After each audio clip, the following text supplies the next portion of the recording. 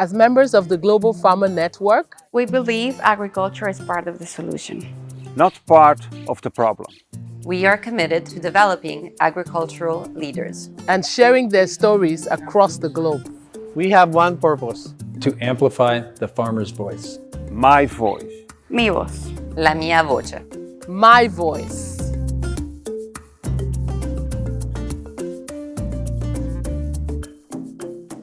Welcome to Global Farmer Voices, a podcast by the Global Farmer Network where we invite farmers from around the world to share their stories and perspectives.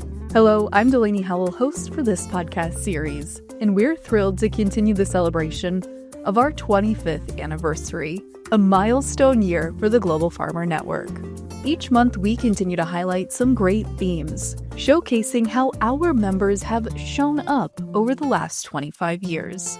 This July, we're celebrating 25 years of collaboration and knowledge, shining a light on how our farmers are partnering across borders and industries to advocate for the future of agriculture.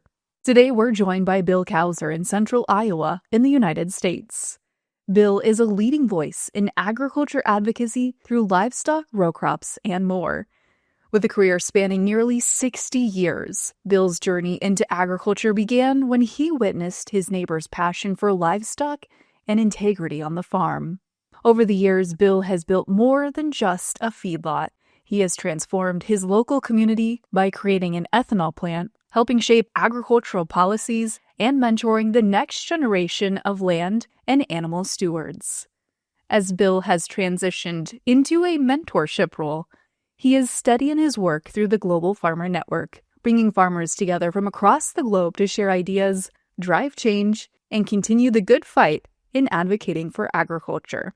Join us as we dive more into Bill's story, one of leadership, legacy, and the power of saying yes. My dad was never a cattleman, but my first calf named Tony in 4-H, I guess that's what got me started. And then as you grow into the industry and meet the people that are in your industry, to me, that's what was my big drawing card was after you learn that a cattleman doesn't use an ink pen, his handshake is his bond. And to be around that kind of people your whole life is just an inspiration to anyone. Where my feedlot is today, his name was Elmer Paul. And he had a barn burned down, and I rode my pony over and watched the big barn door fall in. And the next thing I know, at the age of 12, we're running cattle away from a burning barn. When I saw a grown man cry because we couldn't get a few out of the barn, I knew then that that's kind of the industry I wanted to be in. His passion for the livestock, his passion for the industry, just the way he took care of his animals. It just made a true impression to me. He's the one that kind of mentored me in the cattle industry, and as he became up to retirement age, and I had finished college and went over, and at that time, he had enough room to hold about 200 head of cattle. We worked out a deal, and I purchased it. I wasn't married yet, and today we've expanded the feed yard permitted for 5,200. So he kind of gave me the inspiration to get started. He coached me through the first few years, and I had a lot of support from my mom and dad, too. Bill's story began in the feedlot, where he built it with grit, vision, and a whole lot of heart. As his career was taking shape, something else was about to change the course of his life. And that was the night he met his wife, Nancy. I was probably in my mid to upper 20s and too busy to date, you might say. And it was my brother's birthday. I'll never forget this. April 3rd, 1980, and I didn't have time to buy him a gift. And so I went out and bought him a card and gave it to him. I was busy planting corn, and I said, I'll take you out tonight and wherever you want to go. We ended up at this cowboy establishment that had a very large dance floor, and I tended to fall asleep at the table. All of a sudden, he brings this young lady over and says, sit down with my brother here. I'll go get us another beer. And it's kind of strange how things happen, but that was my girl. And that's been a lot of years ago now. And she's been through thick and thin with me as we've grown this thing and ventured into the industry and raised a family. And to be able to raise a family in the agriculture industry is truly a blessing, because I can truly say I've never had a job. but I got to raise my kids in my job. When they weren't in school, they were by our side or in the tractor. It's just a joy, just a true joy. As Bill's family and farm grew, so did his participation and leadership in agriculture organizations. Bill's path crossed early on with Reg Claus, the current chairman of the Global Farmer Network's board, and they became fast friends. Reg also served as a role model and mentor for Bill during his early years of his career. Little did they know at the time their paths would intertwine throughout the next several decades. From the Iowa Cattlemen's Association, a statewide grassroots association, to the very beginnings of the Global Farmer Network and many more. It was because of leaders early on in Bill's career like Reg Claus that shaped Bill's dedication to leadership and advocacy. As things went along, I got involved in the county cattlemen's industry, and then I got involved in the state part of it. And at that time, Reg was president of the Iowa Cattlemen's Association. And I remember walking into a meeting and giving a presentation, and Reg kind of looked at me and he goes, we've got something you'd like to do this year. And so I was chosen for Iowa's representative to go on the YCC trip, which is the Young National Cattlemen's Tour. It's a 10-day long trip across the United States, and we started in California with 28 other producers from different states. And that's probably what really kicked things off, to know how you could make a difference in the industry. And through leadership and being part of an industry, you can kind of help curb some of the challenges of policy, of things happening in the country and in the world, and make a difference and hopefully make the industry more sustainable. To be able to follow in Reg's shoes has been a true gift in life, and he's just shown such leadership, and known him for many years. And I think that's one thing we've learned as we've gone through our careers is you can speak, but you always have to listen too, to make sure you understand the views of each side. After that trip, then I became involved in the leadership of the national. A lady took me under her wing and served on different policies on the national level, animal health, environmental policy. Went back to the state then and went through the chairs and chaired 2 or 3 different committees. And then, the ethanol industry kind of kicked in the early 2000s when it finally got started. And to be able to be part of an organization that, you grew a business out of a small community when there's 3 or 4 of you sitting around a table thinking, we ought to build an ethanol plant and get a market for our corn. In May of 2004, Bill's career took a vastly different turn. After recognizing their community needed something different, and the industry was poised to take advantage of this new ethanol market, Bill collaborated and co-founded a local ethanol plant with a group of other farmers and professionals in central Iowa with one goal: to build a processing plant that offered the community better options for their grain. In just 53 days, the community raised over $40 million for the plant. This wasn't just a project for farmers. It was a community movement, showing how when farmers collaborate across farm gates, real change takes root. That's probably been one of the greatest satisfactions in my career, is to be able to work with 3 or 4 other gentlemen and put a board of directors together and raise seed capital and, raise $40 million in 53 days and build something that your community can prosper from, they can be invested in, and they can drive by. And, I think the greatest thing that happened there was we were able to put the fundraising together where anyone could participate. In fact, my son at the time was the youngest investor. And to be able to set up financing so that these people could be part of a local industry, and then to be able to bring that crop that you're producing. And then all of a sudden now you're crossing paths again, because along with ethanol, we've got distillers' grains. The ethanol plant, Lincoln Way Energy LLC, created a circular model for the surrounding farms. Corn became ethanol, the byproducts fed cattle, and the economic impact stays local in their roads, schools, and jobs. The biggest thing was to be able to keep those dollars in your local community, because now you're not railing that corn out and letting it being processed someplace. You're doing it in your own community. The dollars go to schools, roads, police protection, fire departments, and maintain good jobs on both sides of the livestock industry and the ethanol industry. And then to be part of a group to found an association, the Renewable Fuels, and bring this group of people together and have an association that can speak and help set policy. I truly go back to my cattle days and thank them for the education. It's probably the highest tuition I've ever paid in my life. It's not about money, it's just about the time. You have to be willing to say yes. It was clear that Bill's vision for the ethanol plant wasn't just about corn. It was about community and creating a lasting impact beyond the farm. But big ideas come with big risks.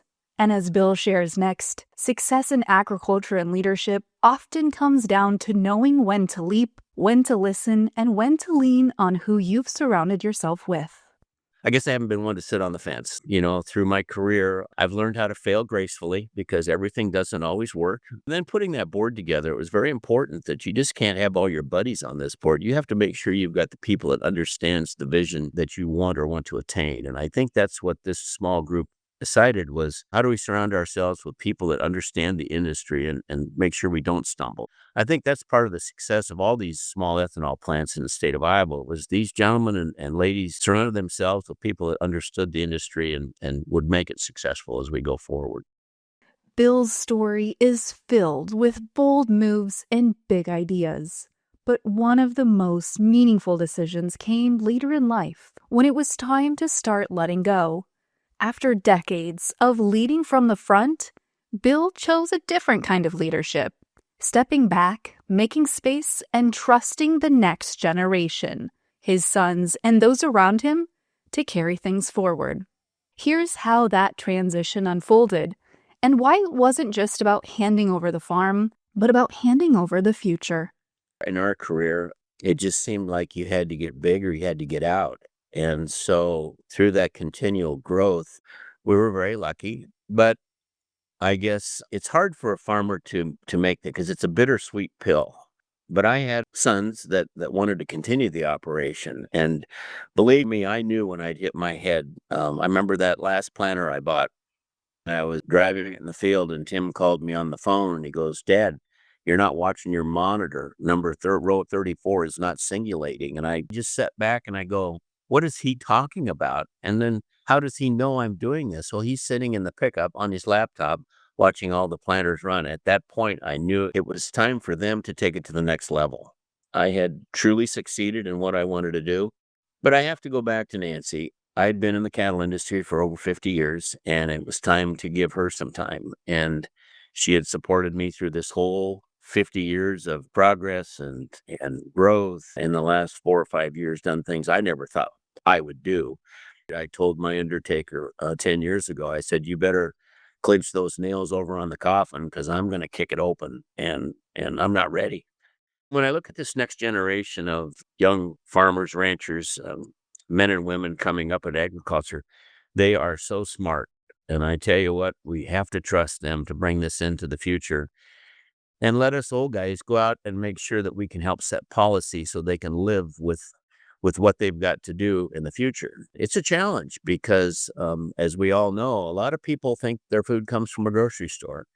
And how do we keep educating the public that we truly are in this country safe, secure? We have to make it affordable because we want to make sure that every mouth gets fed and everyone has a roof over their head. That's just the way we are. As Bill's son Tim took over the cropping responsibilities and Bill passed over the livestock operation to another family, that did little to slow Bill down. He simply shifted gears. With more time and a lifetime of experience behind him, a new opportunity came calling. And it wasn't long before a familiar voice, Reg Claus, tapped him on the shoulder once again. This time the mission wasn't local, it was global. We used to call him the silver-tongued devil. I tell you, that man can get up in front of a crowd and it just flows. And we were in Germany and Marcus was getting ready to speak and he was up talking about Marcus. And I thought, if I ever had the talent to just get up in front of a crowd and it just flows, you've succeeded. That is true success in your life from your mentor that he has gifted you that. So every time Reg is on stage, boy, I tell you what, I'm taking notes and watching how he does it. But what a joy to be able to follow Reg and Tim and Bill and all those guys that were there. They're just true leaders in the world today. And to be able to ask to be part of this group, I remember when Mary started, when they started this, and it was called Truth About Trade. And I've been around it for years because Mary would always bring the laureates out during the World Food Prize. And Nancy and I always told Mary that this was the greatest group that every year that we entertained, to be able to sit around a table up in the conference room and host the different nations there and sit around and we talk about challenges and concerns with our food and our people and our weather. And it just seems like we all have the same challenges and concerns, and when we can sit around the table, no matter what country you're from or what color your skin is, it's just a gift to be able to share those experiences. And hopefully you can help them through a challenge that they have in their country. I look at the friends that I have across the world today because of Reg and that group and Mary. Some of my closest friends live thousands and thousands of miles away, and it's nothing for them to pick up the phone and say, hey, can you come help me? And we have. What a great part of your life to be able to do that and go help someone.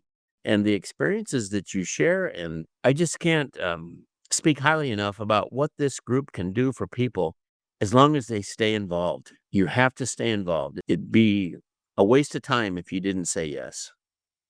No matter where you're from, farmers tend to speak the same language. Those friendships and shared experiences are at the heart of what makes Global Farmer Network so special, but they're also a reflection of the kind of leader Bill is.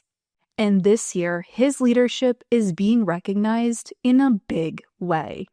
Bill will be honored with the 2025 Kleckner Global Farm Leader Award, an annual recognition given to a farmer who shows exceptional vision, leadership, and resolve in advancing the rights of farmers around the world.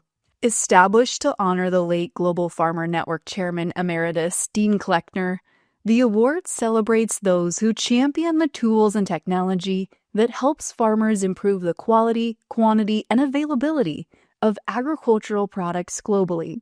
Bill will be the second American to receive this honor since the award began in 2007, a true testament to his influence both at home and across the world. Being named this year's Kleckner Award recipient is a powerful recognition of Bill's lifetime of leadership. And for Bill, the real honor is helping shape the next generation of farmers. It's not just about who's at the table today. It's about who's coming next.